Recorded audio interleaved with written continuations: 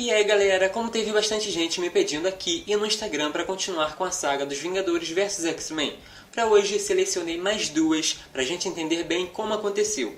A seleção está sendo mais voltada para aquelas que vi mais comentários a respeito.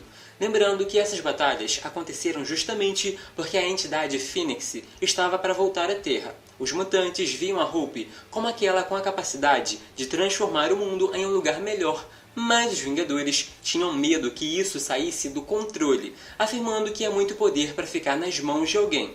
Daí surgiram muitos debates e confrontos, mas sem muita enrolação, vamos direto ao ponto. Hope vs Feiticeira Escarlate. A conversa começa em Colum, onde a mutante diz que a Feiticeira Escarlate arruinou sua vida, porque foi justamente por causa do Dia M que as coisas tomaram esse caminho, e ela teve que focar em treinar para um dia salvar os mutantes, e por isso ia mostrar o que aprendeu. Por outro lado, a Wanda dizia que sua oponente estava furiosa e que não entendia que parte dos seus poderes estão relacionados à manipulação de probabilidades, que um ataque direto pode ser direcionado para outra direção com um simples pensamento. Ou seja, a probabilidade é que esteja distante dos punhos de quem tentar atacá-la. Então pediu para parar porque a situação estava ficando embaraçosa e os poderes da Hope são focados no mimetismo, o que quer dizer que pode copiar, mas nem sempre controlar da maneira correta. Então Hope se sentiu desafiada a mostrar como funciona, chamando a feiticeira de Senhorita sem mais mutantes. Aproveitando a oportunidade para se aproximar, segurou a Wanda pela roupa e bateu com a testa no nariz dela com tanta força que a Vingadora foi lançada longe, o que deixou a feiticeira furiosa, mostrando como é o controle de realidade, o que assustou a Hope por um instante. Mas a batalha começou a ficar mais intensa, o nível aumentou sem parar ao ponto de colocar o planeta em risco.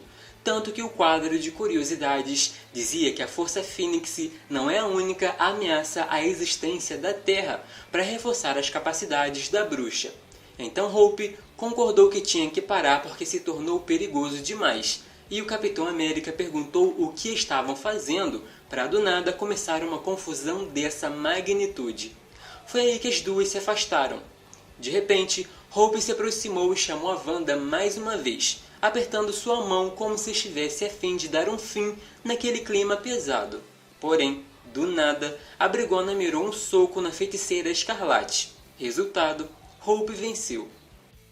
E aí partimos para Tempestade vs Pantera Negra. Essa aqui começou com a deusa do clima em Wakanda, e a HQ descrevendo que ela molda o campo eletromagnético como alguém molda a argila. Em milésimos de segundos, sente o relâmpago chegando a 100 mil milhas por hora.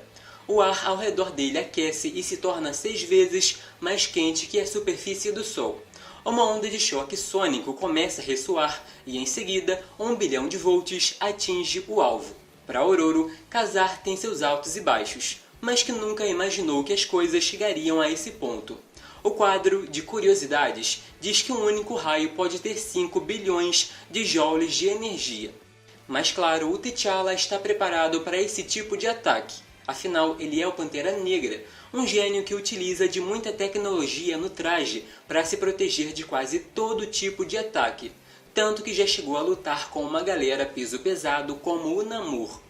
E tem mais, o traje também é capaz de redirecionar a energia. Por isso, ela pensava que ele nem sequer tinha sentido nada. Enquanto isso, para ele, a dor tinha sido quase insuportável.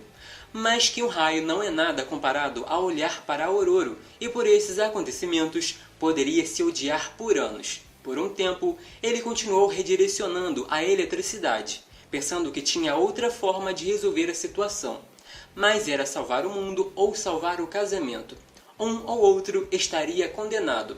A luta seguiu adiante com ele dizendo que sua esposa é uma mulher que controla todo o clima e ele é apenas um homem que conhece todos os estilos de luta do mundo. Mas outra coisa que aprendeu é que todo ataque pode ser bloqueado de alguma forma. Bem acima das nuvens, drones borrifaram um pó super absorvente. No Oceano Índico, usava nanotecnologia para impedir a formação de tempestades. O Pantera pediu desculpas e disse que não foi ele que começou essa luta. Foi aí que ela disse que todo esse tempo ele tinha um plano para lutar contra a própria esposa e partiu para cima focando nas artes marciais, dizendo para não ousar colocar a culpa no Ciclope ou na Fênix, porque agora o assunto ficou pessoal. Essa luta foi muito focada nos pensamentos de ambos, então quase tudo o que foi dito o outro não sabia. Como, por exemplo, ela dizendo que ele nunca foi tão frio, que poderiam ter sido felizes juntos e que talvez, se tivessem um filho, as coisas seriam diferentes. Enquanto ele pensava que ela não seria feliz e por isso foi bom não ter tido um filho. Talvez porque pensava que se ela tivesse, se sentiria presa a ele de alguma forma, e Ororo é uma pessoa muito livre. Enquanto lutavam, também ficava bem claro que a falta de diálogo foi um problema enorme entre os dois, tanto que na mente diziam que se amavam, mas não falavam. Quando a tempestade partiu para cima de novo, os dois se beijaram e ela deu o último soco. Foi aí que algumas pessoas se aproximaram tentando entender por que a rainha estava contra o rei. Então a Rachel apareceu avisando de que não tinha nenhum sinal da Hope por ali, e por isso tinham que ir embora. Por fim, Ororo retirou a aliança e saiu voando, enquanto T'Challa saiu caminhando bem triste. Resultado, ninguém venceu, porque são duas pessoas que se amam que estavam em lados opostos. Lembrando que depois dessa saga aconteceu muita coisa. Fizeram as pazes e apesar dela não ter de fato voltado com ele, os dois de vez em quando matam as saudades. Foi confirmada como uma deusa de Wakanda e tudo mais que sabemos sobre a deusa mutante. Mas e aí galera, curtiram o vídeo? Se sim, não esqueçam de deixar aquele like, se inscrever no canal e ativar o sino das notificações para não perder os próximos. Se quiserem que eu continue trazendo essas batalhas aqui para o canal, é só comentar aí embaixo porque eu tô sempre de olho. E assim fica mais fácil saber o tipo de conteúdo que querem por aqui. E para quem quiser me seguir nas redes sociais, é só pesquisar pelo @dinostalgico. Uso o mesmo endereço em todas elas, então é bem fácil me encontrar. Até o próximo!